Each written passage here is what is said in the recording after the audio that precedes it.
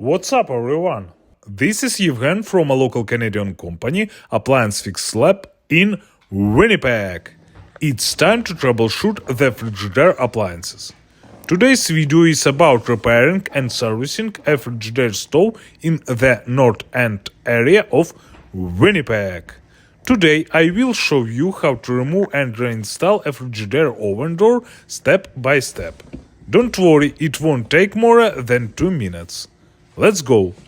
Local company Appliance Fix Lab received a service call to repair a Frigidaire oven where the door had been removed for cleaning but could not be reinstalled. I inspected the oven door and realized that the door hinge latches were not installed properly when removed.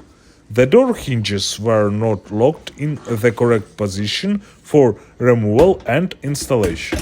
With the help of 2 screwdrivers, I moved the hinge and put the latch in the correct position on the left and right sides. Once the hinges were in the correct position, I inserted them into the door grooves on the stove body and moved the latches to the closed position. Success! The oven door opens and closes perfectly, and the Frigidaire stove is ready for further use. It's time to say goodbye.